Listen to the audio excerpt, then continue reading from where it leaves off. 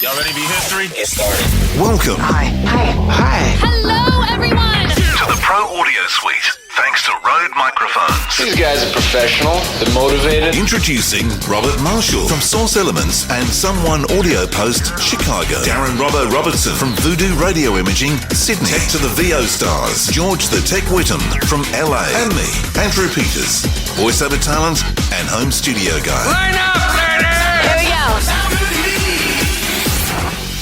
Welcome to another Pro Audio Suite. Don't forget our Patreon site, which is Patreon. Now, what is it? Patreon.com/proaudiosuite.com. Is that correct? If you're going directly there, it's patreon.com/proaudiosuite. If you want to go there the cheats way, you can go to patreon.com and just search us at Patreon and we'll pop up. We're the only one there. Cool. Lovely.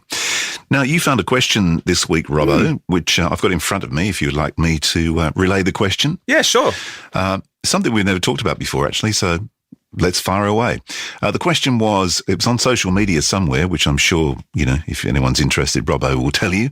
It says, to leave phantom power on or turn it off, what is the consensus? When I'm finished recording for the day/evening, I turn off phantom power to leave the microphone plugged into the interface.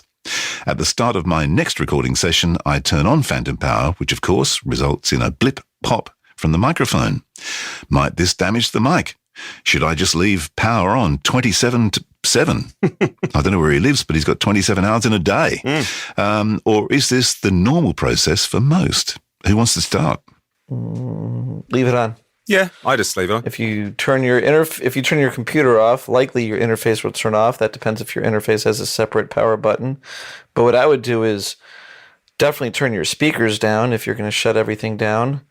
And for the most part, the phantom power can be left on almost all the time if you only have a single mic. If you have ribbon mics around, it might be courteous or good to turn phantom power off between sort of plugging in the microphone or not. But once the microphone's plugged in, you can leave phantom power turned on. It's not going to hurt anything. Yeah. Yep. I never touch the phantom power at all. I just leave it as is. And, You never put your tongue on it and see if it's there? Like a 9-volt I do that battery. with batteries. Just to make sure the batteries are got to charge. 9-volt batteries. Yeah, that's great. Yeah. I got my 8-year-old daughter to do that the other day. I said, "Here, just taste this." No. And they let you have more children, Robert? Yeah, that's can't right. believe it. Exactly. I'm sort of in the middle, I guess. Or maybe a bit more like Robert. If I'm swapping mics out, I'll turn the 48 off. Otherwise, I pretty much leave it on. So, yeah. But interestingly, I mean, you could go back to that episode we did a couple of weeks ago about a green studio. I wonder whether, if leaving it on, how much power are you going to chew up? Not much. It's very, very low current. Yeah. It's not high current, so it's not, it's going to multiply out to much power, but it's still something. I mean, if everyone in the world turned off their phantom power on Earth Day, how much would that move the needle? Well, 3 amps. Yeah. The way it's going, every little bit's going to help, I think. Yeah, true. Yeah, true. Well, more people waste power by just leaving everything in their stereo system, computer, office, just physically plugged in. Yeah. There's smart power strips you can get where when you shut off the key, like let's say, for example, your television.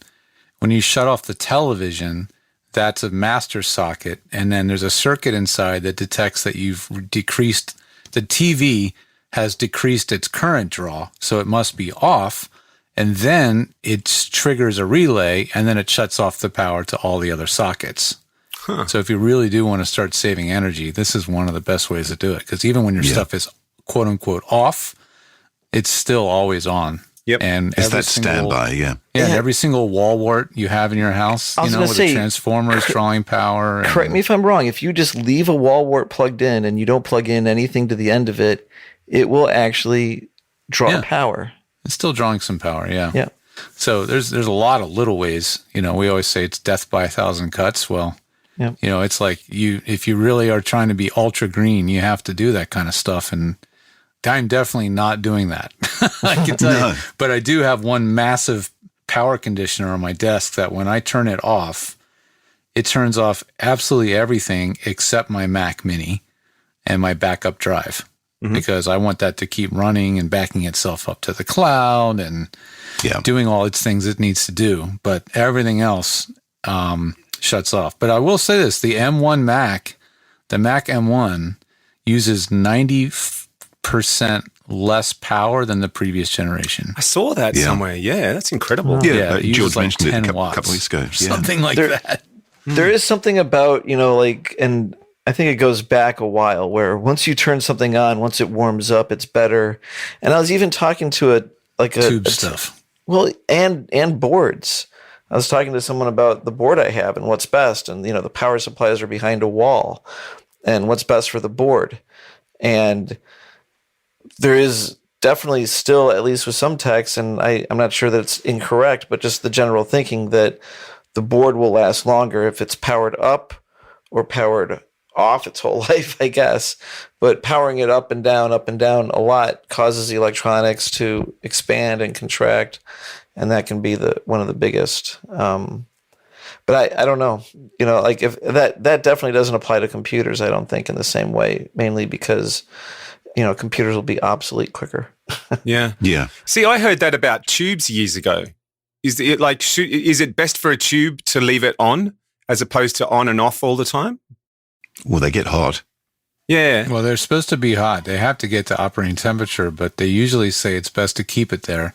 If you're a commercial studio, well, you leave everything on all the time. But if you're a home studio, I think it makes a lot more sense to power it on in the morning and turn it off at the end of the day. I think that's sensible. I would not turn it on every session. Let's say you have 2 sessions in the morning, one after lunch, and then, another one at dinner. I would not turn it off 4 times throughout the day. Not tube stuff. It's interesting to talk about tubes, though. I read an article about the Clash recording their first album, and because it was just like a quick signing and just go and get them to record somewhere, they threw them upstairs in a studio that was very rarely used because they didn't want to have any contact with them particularly. So the engineer that moved in there, he had this big Neve desk, but it was old and it had no phantom power. So all the mics they used were like 67s and 47s because they had to have their own power source. Huh. So it was actually recorded in a really, really old-fashioned way, like 1950s style, the first Clash record. Yeah, interesting. Phantom power is an incredibly small amount of current. Your mic's using a very small amount of power. Solid-state mics are really stable, so they don't really, I don't think they have to be warmed up more than 10 seconds till the phantom power ramps up all the way. And it's not going to hurt one way or the other. So as usual, we go on tangents, but that's what we like to do. We could have just said, don't bother and move on, but it's more fun to discuss all these other things. But what about T-Power? Oh, come on. Someone might run into it. You get a 415 instead of a 415 instead of a 416. 415. Yeah, there's a 415 and a 416 T-Power. You'll see it has a T next to the model instead of a P. Yep.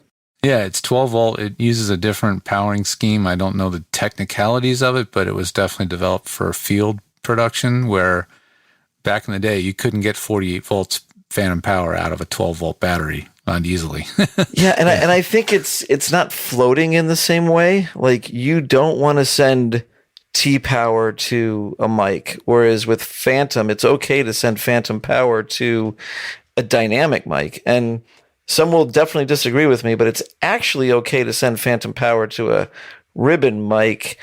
You can't use that quote alone. But that's assuming that you plug it in evenly. So it hits the positive and negative at the same time. Totally. Because then nothing will hit the ribbon.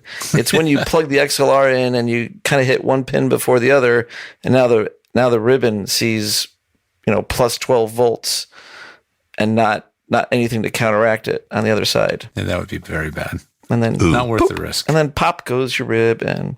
And one thing I love about the Grace M101 is it has a ribbon mode. So when you turn on ribbon mode, it totally shuts off phantom. You can't mistakenly turn on phantom either. So you can't bump the button. They should have like the missile button for phantom. Like we could flip a lid flip open. the cover, and then you're like, and you need a key. 2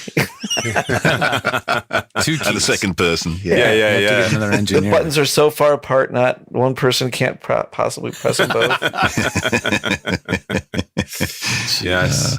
It was really funny talking about the Grace, though. We had that Shure ribbon mic to test a few months back, and I used the ribbon button on the Grace, and it still couldn't give me enough.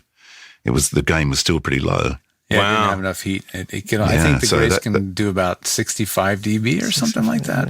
You need the Neve with like 90 or You need something, Yeah. yeah. Yeah, they have tons of gain. Tons. Yeah. Did we There answer you the go. question?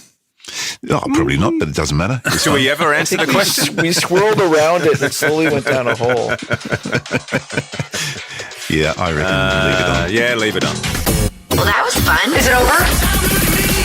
The Pro Audio Suite recorded using Rode NTG5s and Source Connect. Edited by Andrew Peters and mixed by Voodoo Radio Imaging. With tech support from George the Tech Witter. Help us share the show with more people and get your hands on exclusive content by contributing to our Patreon page. See patreon.com/Pro Audio Suite. Don't forget to subscribe to the show and join in the conversation on our Facebook group. To leave a comment, suggest a topic, or just say g'day, drop us a note at our website. ProAudioSuite.com.